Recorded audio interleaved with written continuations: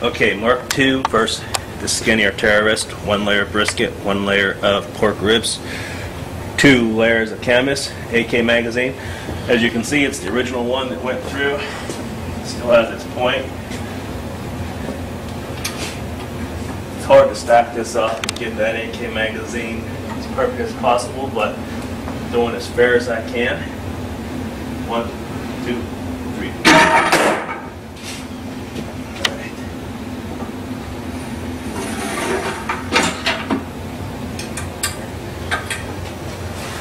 Better that time.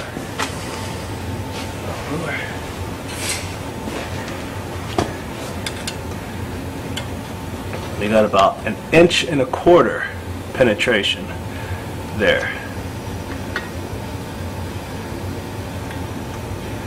And what did we do?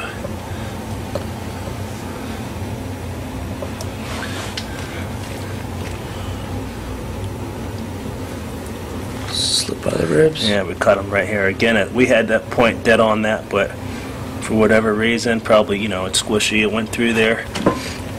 But I don't think we killed him. We didn't get through his... Oh, maybe this is it. Right there's a little bit of a hole in there. Yeah. No, that's not it. Alright, it didn't go through.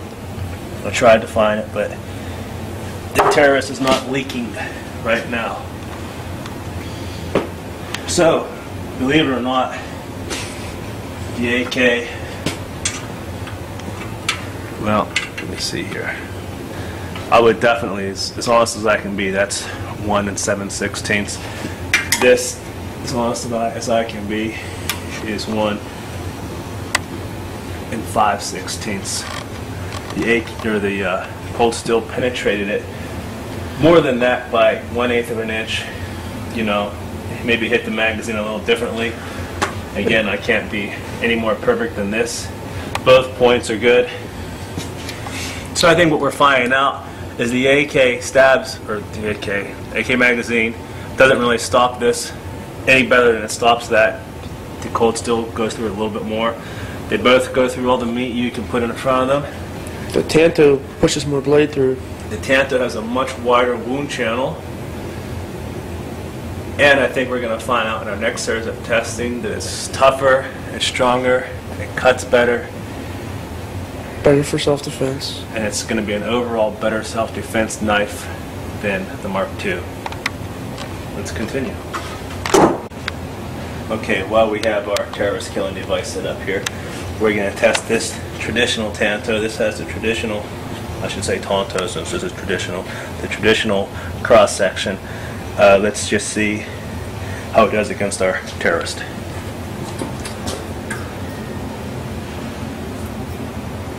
Sharp point.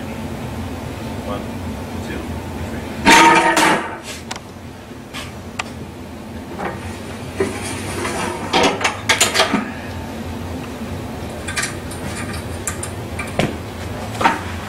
Okay.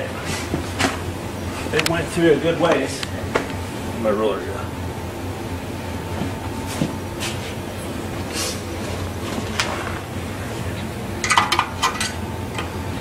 That had, call that 1 3/4.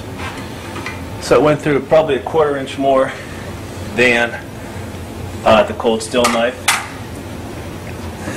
And of course it skidded the rib out of the way. Here's the hole. Made a tiny hole through the pork, and then here's its tiny little hole there. I say tiny because it's not stuck in my side. Wouldn't want that, but so again, I think we've injured that terrorist with the traditional knife. We've injured him severely with the Tanto. And the Mark III, we scared him pretty bad. Mark II, we scared him pretty bad. Now let's see how these 3 knives stack up against each other in cutting and strength and self-defense cuts, as in snap cuts. We've calibrated our machine, already stabbed it into dense foam to equal roughly my strength And probably people who can stab harder than me, there's people who can't. We have this meat brisket. We've declared that the Tanto will go through the whole stack of brisket. So now we're just going to confirm that by hand I can put this blade the whole way through all of our meat brisket. Plus, we're avoiding those pre-cut marks, plus the double layer of canvas. Okay? Let's see how I do. Oh, it's pretty easy. There it all is, and here's the hole I made in the table. In fact, that went through so easily, kind of hurt my wrist. So,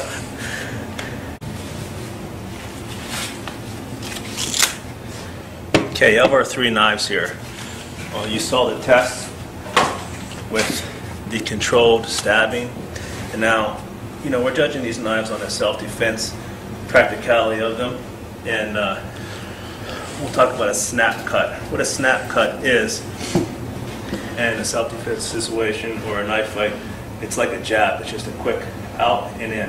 And that's actually why the Cold Steel Tanto, the main use of the Yokote, our secondary point in here, is for the snap cut, meaning that it's the fastest cut that you can make in a self-defense situation. You simply just snap it out, whip it out, make contact, and bring it back. And what happens is the Yokote starts to, that small area starts to cut into it. So you'll see here we have 2 layers of canvas and some of our brisket.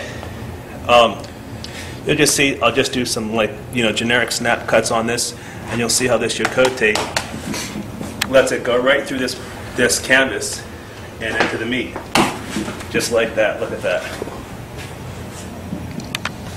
And that was, I'll have to lighten up, that was pretty effortless. Try again. There you go. This is out of the box. Okay, so a snap cut would look like this. Then there it is. You do not want that on your arm. Okay, so that's made possible by the Yokote of the cold steel knife. Comparing that to the traditional Japanese knife, it has no Yokote really. So we'll see how it fares in the snap cut. That was hard. I increased it. I think we can agree I'm hitting faster and harder, right? Is that obvious on camera? Remember, this is out of the box. See that? Look, your denim jacket just protected you against this knife, against this snap cut. All right? Let's check the Mark II for the snap cut. Again, if you're carrying a knife for a self-defense situation, you should be aware of the snap cut. All right? We'll see how this does.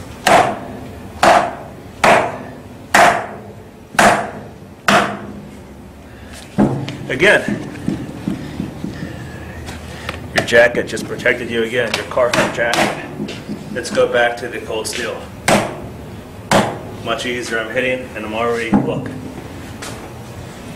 already into it. I presume I can snap cut as hard as I was here and get to the wood.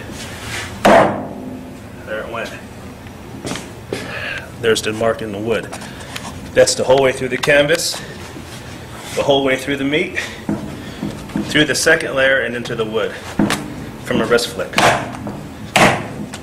right, let's try again with the Mark II.